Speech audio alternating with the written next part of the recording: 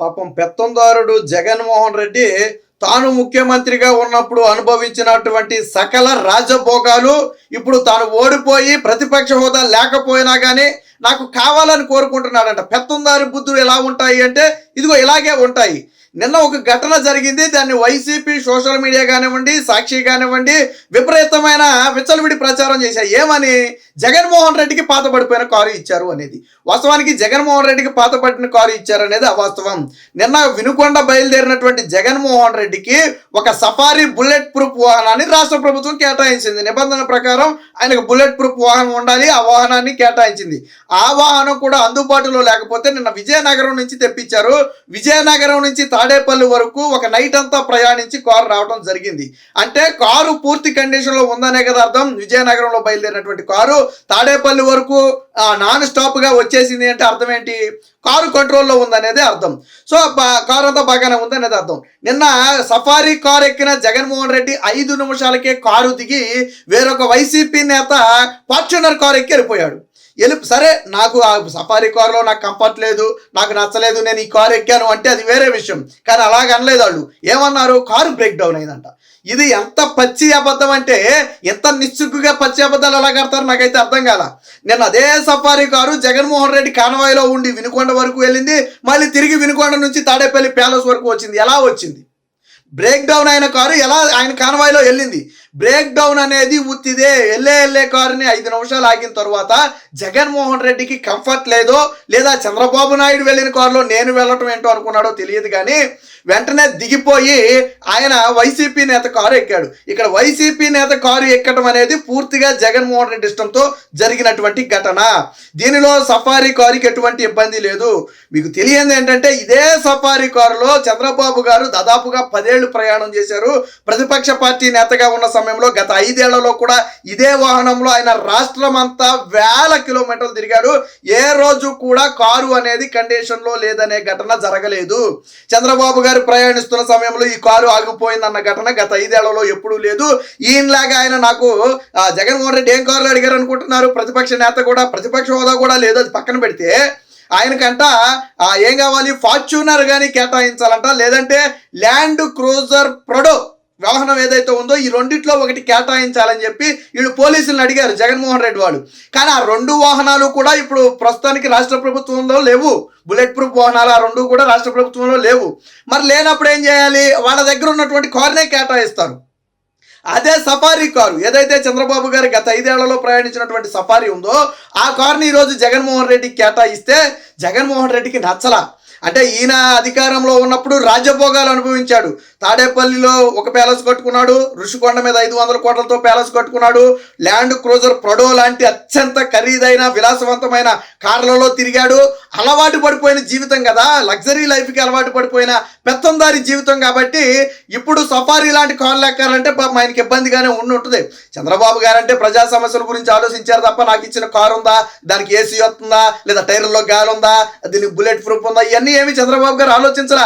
5 ఏళ్ల పాటు ఎప్పుడూ కూడా చంద్రబాబు గారు తనకు కేటాయించిన కాన్వాయ్ గురించి ఒక మాట మాట్లాడాల. అది పాత కాన్వాయ్ కానివ్వండి, కొత్త కాన్వాయ్ కానివ్వండి, ఆయన అందులోనే తిరిగాడు. కానీ జగన్మోహన్ రెడ్డి మాత్రం తిరగడాట.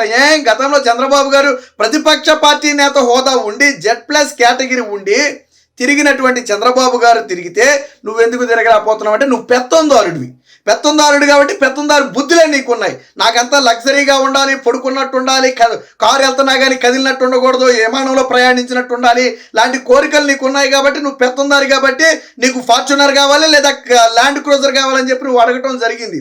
నిన్న పోనీ నేను దిగేశాను, నాకు ఆ కారు కంఫర్ట్ లేదని నువ్వు చెప్పుంటే నీకు హుందాగా ఉండేది. కానీ కారు బ్రేక్ డౌన్ అయిందంట. బ్రేక్ డౌన్ అయిన కారు నీ కాన్వాయ్లో నిన్న చివరి వరకు ఎలా వచ్చింది?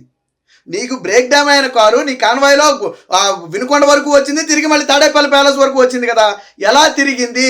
విజయనగరం నుంచి తీసుకొచ్చారు. వాస్తవానికి ఈ కారుని జగన్మోహన్ రెడ్డి పర్యటన ఉందని తెలిసిన నేపథ్యంలో పోలీసులు విజయనగరం నుంచి తీసుకొచ్చారు. అంటే విజయనగరంలో మొన్న నైట్ బయలుదేరి నిన్న ఉదయానికి తాడేపల్లి ప్యాలెస్కు చేరింది. నాన్ స్టాప్గా వచ్చినటువంటి ఈ కారు ఎక్కడా ఆగల. చంద్రబాబు గారిని మీరు నంద్యాలలో అరెస్ట్ చేస్తే విజయవాడ మీదుగా రాజమండ్రి వరకు కూడా, ఎక్కడ నంద్యాల ఎక్కడ రాజమండ్రి, విజయవాడ మీదుగా రాజమండ్రి వరకు కూడా అదే కారులో వెళ్ళాడు. ఆయన ఎక్కడ ఆగలేదు. ఆయన ప్రాజెక్టుల పర్యటన కోసం రాష్ట్రం మొత్తం తిరిగాడు, ఎక్కడ ఆగలేదు. ఆయన ఎప్పుడు ఆంధ్రప్రదేశ్లో తిరిగినా ఆ వాహనంలోనే తిరిగాడు, ఎప్పుడు ఆగలేదే. కానీ బ్రేక్ డౌన్ అయిందని చెప్పి జగన్మోహన్ రెడ్డికి పాత కాన్వాయ్ కేటాయించారని చెప్పి ఒక తప్పుడు ప్రచారాన్ని ఈరోజు తెర మీదకి తీసుకొచ్చారు. వాస్తవానికి చంద్రబాబు గారు గెలిచిన వెంటనే ఆయనకు భద్రత తగ్గించినటువంటి నీచమైన చరిత్ర నీది. చంద్రబాబు గారికి భద్రత తగ్గిస్తే తర్వాత కోర్టుకి వెళ్తే ఆయనకి థ్రెట్ ఉంది, ఆ భద్రతను ఖచ్చితంగా కొనసాగించాల్సిందేనని చెప్పి కోర్టు మొట్టికాయలు వేస్తే అప్పుడు ఆయన Z+ కేటగిరీ భద్రత కొనసాగించారు. నారా లోకేష్ గారికి ఉన్నటువంటి 5+5ని ఏం చేశారు, 2+2గా మార్చారు. అప్పటికే చంద్రబాబు గారి కుటుంబ సభ్యులకు ఉన్నటువంటి భద్రతను పూర్తిగా తొలగించింది రాష్ట్ర ప్రభుత్వం నాడు జగన్మోహన్ రెడ్డి హయాంలో. అంటే చంద్రబాబు గారి భద్రతను నాడు జగన్ గెలిచిన మొదటి నెల రోజుల్లోనే లోకేష్ భద్రత, చంద్రబాబు గారి భద్రత కూడా తగ్గించేస్తే చంద్రబాబు గారి భద్రత విషయంలో మాత్రం టీడీపీ శ్రేణులు ఆందోళన చెంది వెంటనే కోర్టును ఆశ్రయిస్తే కోర్టు మొట్టికాయలేసింది. ఆయన Z+ కేటగిరీ ఉన్నటువంటి వ్యక్తి, మావోయిస్టుల నుంచి థ్రెట్ ఉన్నటువంటి వ్యక్తి, అలాంటి వ్యక్తి భద్రతను మీరెందుకు తగ్గించారు? Z+ కేటగిరీ ఉన్నటువంటి భద్రత ఉన్నటువంటి వ్యక్తి విషయంలో రాష్ట్ర ప్రభుత్వం ఎందుకు జోక్యం చేసుకుందని చెప్పి నాడు కోర్టు మొట్టికాయలేసింది. అలాగే చంద్రబాబు గారిని అడ్డుకుని ఆయన్ని కాలినడకన పంపినటువంటి చరిత్ర జగన్మోహన్ రెడ్డిది. నాడు కాన్వాయ్ అనుకుంటే ఈస్ట్ గోదావరిలో అనుకుంటా పూర్తిగా నడుచుకుంటూ వెళ్ళిపోయాడు. దాదాపు 6 కిలోమీటర్లు 7 కిలోమీటర్లు ఆయన నడుచుకుంటూ వెళ్ళిపోయాడు కాన్వాయ్ ఆపితే. అలాగే ఎయిర్పోర్ట్లో ఆయన VIP అయినటువంటి చంద్రబాబు గారిని ఎయిర్పోర్ట్లో ఆపి చెక్ చేసి ఘోరంగా అవమానించినటువంటి చరిత్ర జగన్మోహన్ రెడ్డిది. అలాగే పొంగనూరు ఘటనలో చంద్రబాబు గారిని అడ్డుకోవడమే కాకుండా ఆయన మీద హత్యాయత్నం కేసు పెట్టినటువంటి నీచమైన చరిత్ర జగన్మోహన్ రెడ్డిది. గతంలో విశాఖ ఎయిర్పోర్ట్లో చంద్రబాబు గారు బయటికి వెళ్లకుండా అడ్డుకుని ఆయన్ని ఘోరంగా 7 గంటల పాటు విమానాశ్రయంలో నిర్బంధించినటువంటి నీచమైన చరిత్ర జగన్మోహన్ రెడ్డిది. కానీ చంద్రబాబు గారు ఏ రోజు నువ్వు బెంగళూరు వెళ్తే నిన్ను అడ్డుకోలేదు, బెంగళూరు నుంచి నువ్వు వస్తే అడ్డుకోలేదు, నీ సొంత ఇలాకా కడప వెళ్తే అడ్డుకోలేదు, మళ్ళీ వస్తే అడ్డుకోలేదు, నిన్న వినుకొండ పరామర్శకు వెళ్తే కూడా అడ్డుకోలేదు కదా. కానీ గతంలో చంద్రబాబు గారు పరామర్శలకు బయలుదేరితే ఎప్పుడైనా నువ్వు వెళ్ళనిచ్చావా? లోకేష్ని కానీ, చంద్రబాబు గారిని కానీ, పవన్ కళ్యాణ్ని కానీ వీళ్ళ ముగ్గురులో ఎవరినైనా జగన్మోహన్ రెడ్డి వెళ్ళనిచ్చాడా? అడుగు అడుగున ఆంక్షలు పెట్టి అడ్డుకున్నారు కదా. ఈ రోజు నీకు ప్రతిపక్ష హోదా కూడా లేదు, అయినప్పటికీ నిన్ను అడ్డుకోలా. వినుకొండ హ్యాపీగా వెళ్ళనిచ్చారు, పోలీసులు ఏమో ఆంక్షలు పెట్టలా. మీరు మంది మార్బలాలు నేసి రాకుండా వచ్చి పరామర్శ చేసుకోండి అని చెప్పారు తప్ప మీరు వెళ్ళొద్దు అన్నా. కానీ గతంలో చంద్రబాబు కానీ, లోకేష్ కానీ, పవన్ కళ్యాణ్ కానీ అడుగు బయట పెడితే నారా లోకేష్ యువగలం అప్పుడు ఎంత వేధించావు నువ్వు? చివరికి ఆయన మాట్లాడే మైక్ లాగేసుకుంటారా? ఆయన నిలబడే స్టూల్ లాగేసుకుంటారా? ఆయనతో ప్రయాణించే కాన్వాయిల్ లాగేసుకుంటారా? ఆయన కూడా వెళ్ళిన వారిని అరెస్ట్ చేసి జైల్లో పెడతారా? కానీ ఈరోజు ఏమీ చేయలేదే. ఇది ప్రజాప్రభుత్వం, ప్రజాస్వామ్యంలో మీకు పరామర్శించే హక్కు ఉంది, దాన్ని ఈ ప్రభుత్వం గౌరవించింది. కానీ గతంలో మీరు నియంతలాగా వ్యవహరించినటువంటి తీరును మర్చిపోయారా? చంద్రబాబు గెలవగానే చంద్రబాబు గారి భద్రత తగ్గించి ఆయన ప్రాణాలకు ముప్పు తేవాలని నీచమైన ఆలోచన చేసినటువంటి వ్యక్తి జగన్మోహన్ రెడ్డి.